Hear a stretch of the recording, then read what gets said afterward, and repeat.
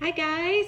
Okay, so today I'm gonna make one of the most loved recipes that I have, and this is for our paleo-friendly granola. So it's grain-free, it's refined sugar-free. We do have honey and maple syrup in it, but no refined sugars, no additives, nothing icky or gicky. Everything I use is organic. Honey is raw and local honey. So let's go ahead and get started. So the first thing you're gonna do is just add your different nuts and things. And sometimes I just kind of play around with it. But today I'm gonna add 2 cups of sliced almonds, and you can see these are sliced almonds. I get most of my nuts from nuts.com. I like their auto ship thing. I like their prices. I like the quality. So nuts.com is what I tend to use. Here's an example. Then we're going to put in a cup or so of pepitas, which are just shelled pumpkin seeds. And sometimes I add a little extra just because I like to make a bigger batch than the recipe calls for, because we eat it all the time. My kids are obsessed with this granola. If you've tried it, you know what I mean. Okay, then we're gonna add in, today I'm gonna use a cup of chopped pecans. Now you can add chopped pecans or walnuts. You can add a cup or 2 of sunflower seeds. I'm not using those today, but you can always add in extra of anything. And I'm just gonna put a little extra pecans just because I like to do extra. And you know how I am with measuring. I don't really do so well with measuring.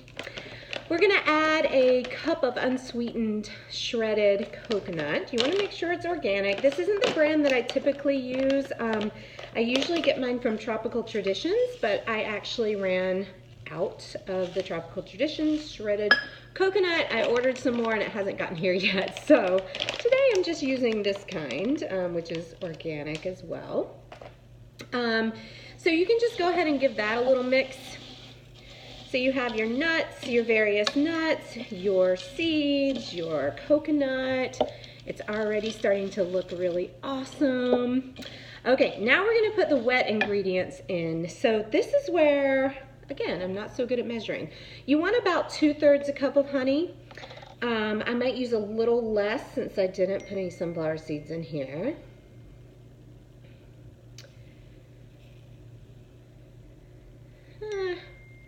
Good enough, I think. 2/3 a cup of honey.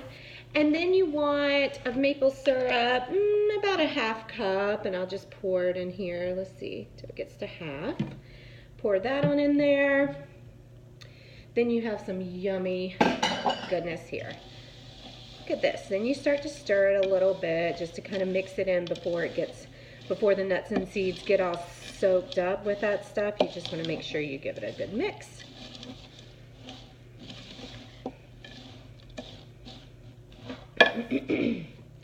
All right, the next thing we're going to add is coconut oil.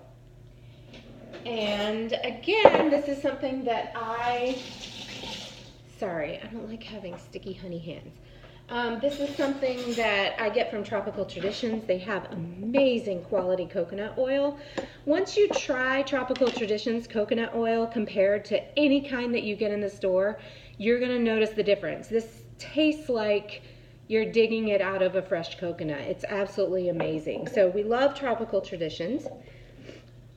So you're gonna put about a 1/2 cup of coconut oil in here. So again, you know, just a rough estimate there. And you know what I love about coconut oil? Is after I use it, I just rub it on my skin because it's a moisturizer. It even has a little bit of SPF in it. I think it's SPF 4, so there you go. Bonus little tidbit there. All right, and then I'm gonna add some cinnamon, generally about a tablespoon of cinnamon. And just to give it an extra pop of flavor, I love to use my Vitality oils from Young Living. So this is cinnamon bark, which is amazing. I use it in my tea. It's completely insane. You wouldn't even believe how amazing it is. So I'm just gonna put a drop or 2 of that. And then I also have the nutmeg Vitality. So I'm gonna put a couple of drops of that in there. And then we need a little bit of salt. And I love the Himalayan sea salt. So you just need a tiny bit because the Himalayan sea salt flavor goes a long way. Now, I did not melt the coconut oil. You can melt it if you want to so that it'll mix a little better, but I don't know. I don't have any problem using a little elbow grease to mix it up. And again, like, just have fun with it. If you want to add a little more or a little less of, you know, some of the nuts or seeds or coconut, you can just go ahead and do that, just whatever works for you. If you want to use different kinds of nuts or seeds, just don't use peanuts because those are legumes. Those are very inflammatory, right? Cashews are not ideal. Sunflower seeds, pumpkin seeds, walnuts, almonds, pecans, those are all really great choices for this, assuming you don't have any allergies or nut sensitivities, of course. All right, so we have it all mixed up. I'm just gonna show you. Look at that, it's so amazing. It even tastes good raw. So easy, it took me, I'm looking at the time, it took me 6 minutes to make that. Then you're gonna get your rimmed baking sheet and line it with parchment paper. And this is kind of a small baking sheet, so sometimes I actually do 2 and put 2 in the oven at once. And you're just gonna scoop this out. And you're gonna just kind of flatten it out a little bit. You don't want it too thick on here because then that's going to affect the way that it cooks. So you just want it kind of flattened out. And if you have a large baking sheet, like I said, if you have a large one, you can probably put the whole recipe on one. If you have a smaller one like I do here, then you might want to divide it into 2. So I'm going to put this on the other baking sheet. So now you have this. All you do is you pop it in the oven that's been heated to 325. You pop it in there for about 18 to 25 minutes. You're gonna have to check on it. What I like to do is I like to stir it every 5 to 10 minutes when I remember. Sometimes I forget. And then you can kind of decide your crispiness level. So if you like it crispier, then you're gonna let it cook longer. If you like it a little softer and gooier, then you're not gonna let it cook as long. It'll be more like 18 minutes, right?